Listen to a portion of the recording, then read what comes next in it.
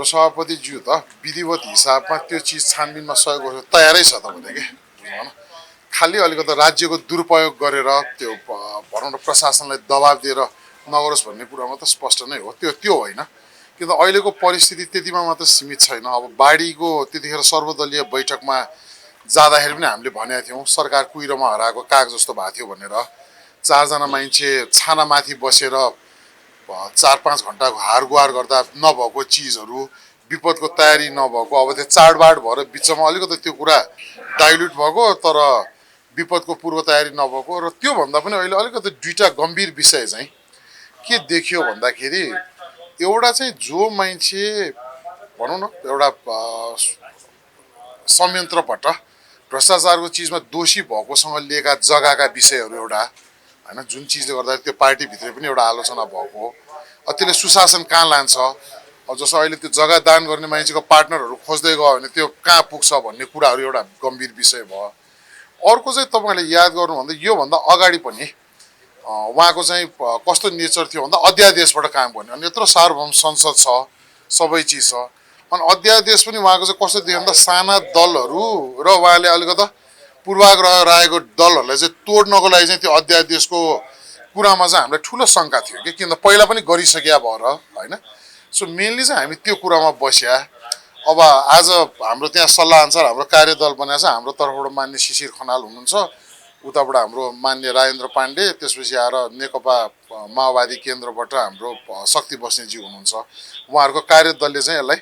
एउटा औपचारिक हिसाबले अगाडि बढ्ने हाम्रो त्यहाँ सहमति भएर उहाँहरूले काम पनि सुरु गरिसक्नु भएको छ सो यो दुईटा चिजमा चाहिँ अब हामीले पहिला ध्यान आकर्षण गर्ने पहिला सरकारको पनि गर्ने राष्ट्रपतिको पनि गर्ने सभामुखको पनि गर्ने तर अब त्यसमा पनि उहाँहरूले त्यो पहिला जस्तै अलिकति अधिनायकवादबाट त्यो राज्य दुरुपयोग गरेर पेल्ने नै जस्तो भयो भने चाहिँ हामीले अलिक गम्भीर तरिकाले चाहिँ विशेष अधिवेशनको माग गर्ने विशेष अधिवेशन तत्काल किन नगर्ने भन्ने त्यहाँ सल्लाह भन्दा राज्यको व्यवहारहरू बढ्ने र चाडबाडको बेला भएकोले गर्दा कन्सिडर चाहिँ हामीले गरेका छौँ त्यसले गर्दा एउटा एकदम राम्रो सुसंस्कृत तरिकाको राजनीतिक अभ्यास भएको छ जुन पहल योपालि राष्ट्रपाले गरे तापनि प्रमुख प्रतिपक्षी दल पनि जिम्मेवार भएर चाहिँ यसलाई आज सबैलाई बैठक बोलाएको छ सो यो नै कुरा हो सो अहिलेको प्रश्न अनुसार चाहिँ अब सभापतिजीको यसले गर्दाखेरि यो भएको हो भन्नेमा मात्र सीमित चाहिँ होइन प्रमुख प्रतिपक्षी दलका नेता तथा पूर्व प्रधानमन्त्री कमरेड पुष्पकमल दाहालबाट आज संसदमा रहेका प्रतिपक्षी दलका नेतृत्वहरूलाई बोलाएर प्रतिपक्षी दललाई समावेश गरेर एउटा बैठक राख्नुभयो र त्यो बैठक चाहिँ विषय के थियो त भन्दाखेरि केही दिन अगाडि भएको जुन अविरल वर्षा त्यो वर्षाको बारेमा त मौसम तथा जलवायु विज्ञान विभागले पहिल्यै फोरकास्ट गरिसकेका थियो सरकारलाई उर्दी जानकारी पनि दिइसकेका थियो जनतालाई पनि दिएको थियो त्यसको बारेमा आवश्यक तयारी गर्नुपर्ने थियो सरकारले त्यो खास तयारी गर्न सकेको पनि देखिएन र त्यो भन्दा पछाडि त्यो उद्धार राहतदेखि लिएर गएर अहिले पुनर्स्थापनाका काममा पटक्कै ध्यान दिएको देखिएन र त्यो कुराले गर्दाखेरि पनि हामी संसदमा रहेको जनताको प्रतिनिधि संस्थाहरूले बेलामा जनताको निम्ति बोलेनौँ भने कहिले बोल्छ के गर्न सक्छौँ त हामी भन्ने कुरालाई ध्यानमा राखेर हामीले छलफल गऱ्यौँ र हामी 2-3 दिन भित्रैमा यही विषयलाई लिएर सरकारलाई ज्ञापन पत्र दिँदैछौँ र यस्तो सङ्कटको बेला छ कर्मचारीलाई तलब दिने पैसा पनि राम्रोसँग नउठिरहेको बेलामा सरकार अहिले 110 जना भन्दा बढी परराष्ट्र मन्त्रालयमा कर्मचारी थप्ने देशलाई आर्थिक स्थायी रूपमा आर्थिक भार थप्ने आदि खालको कामहरू पनि गरिरहेछ यो पनि अत्यन्त गलत कुरा भइरहेछ कयौं देशहरुमा जो दूतावासको जरुरतै छैन त्यहाँ दूतावास राखेर देशको केही मान्छेहरुलाई त्यहाँ केही आफन्तहरुलाई चाहिँ त्यहाँ जिम्मेवारी दिएर काम लाउने ठाउँ दिने यस्तो खालको काम मात्रै भइरहेको छ त्यो देखि बाहेक पनि अरु थुप्रै केस अब तपाईले सुनिरहनु भएको छ अब एउटा केस लागेको व्यक्तिसँग सरकारले अथवा देशको प्रधानमन्त्रीले आफ्नो पार्टीको भवन निर्माणकै लागि पनि एउटा ठूलो धनराशि सहयोग स्वीकार गर्ने भवन बनाइदेऊ भनेर स्वीकार गर्ने यस्ता खालको कामहरू पनि भएका छन् त्यो कुरामा कुनै सौदाबाजी भएको छैन भनेर भन्न पनि सकिँदैन। यस्ता खालका गतिविधि भएपछि प्रमुख प्रतिपक्ष लगायतका प्रतिपक्षी दलहरूको अहिलेको कर्तव्य भनेको चाहिँ सरकारलाई खबरदारी गर्नु हो। त्यही खबरदारी गर्नको लागि आज हामी यो दलहरूको बिचमा छलफल गऱ्यौँ र हामी 2-3 दिनभित्रै ज्ञापन पत्र दिँदैछौँ। प्रमुख प्रतिपक्षी दल नेकपा माओवादी केन्द्र, राष्ट्रिय स्वतन्त्र पार्टी, राष्ट्रिय प्रजातन्त्र पार्टी, नेपाल कम्युनिस्ट पार्टी, एकीकृत समाजवादी, त्यसपछि लोकतान्त्रिक समाजवादी पार्टी हाम्रो महन्त ठाकुरजी नेतृत्वको पार्टी, त्यसपछि नागरिक उन्मुक्ति पार्टी, आम आदमी पार्टी लगायतको उपस्थिति थियो। कतिपय पार्टीका प्रतिनिधिहरू अहिले बाहिर भएको कारणले सहभागी हुन सक्नुभएको छैन। उहाँहरूसँग अरू ढङ्गले पनि अब छलफल र कम्युनिकेसन भइराखेको छ।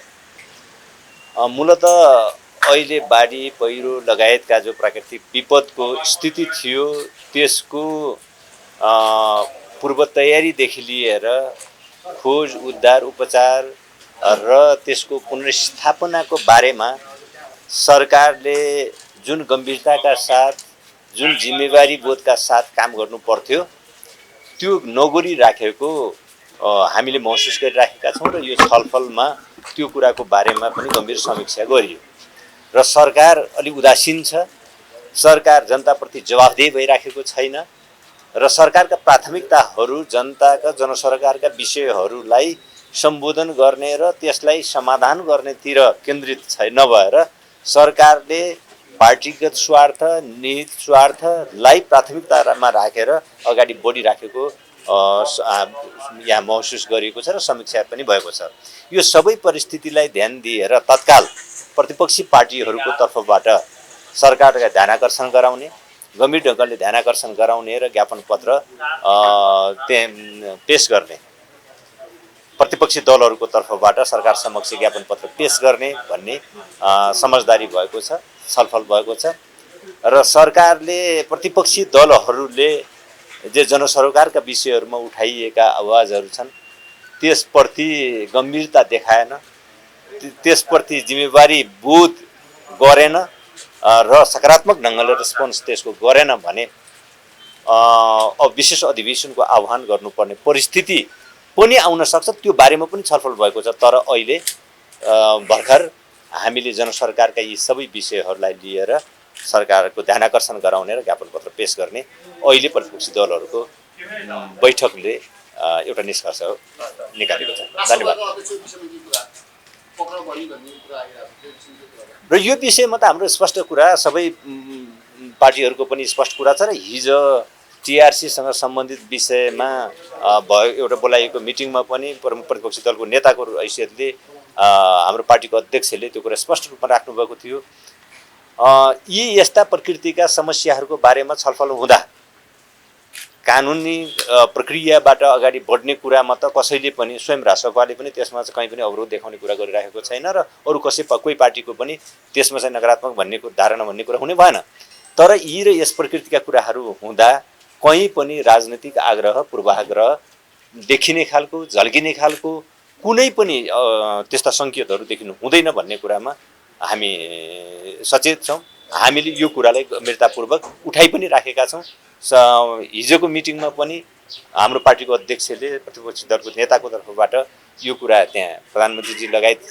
गृहमन्त्रीजीसँग पनि यो कुरा राख्नुभएको थियो। आज पनि सबै पार्टीहरूको त्यही प्रकारको धारणा रहेको छ। यो हामी 5 गते सबै प्रमुख प्रतिपक्षी दलहरूले सरकार, राष्ट्रपति र सभामुखको ध्यानाकर्षण गर्न त्यसको एउटा ध्यानाकर्षण पत्र हुन्छ। पहिलो काम चाहिँ कार्यदलले त्यो गर्छ। त्यसपछि प्रतिपक्षी दलहरू बिच हुने समन्वयको काम पनि गरिरहेको छ।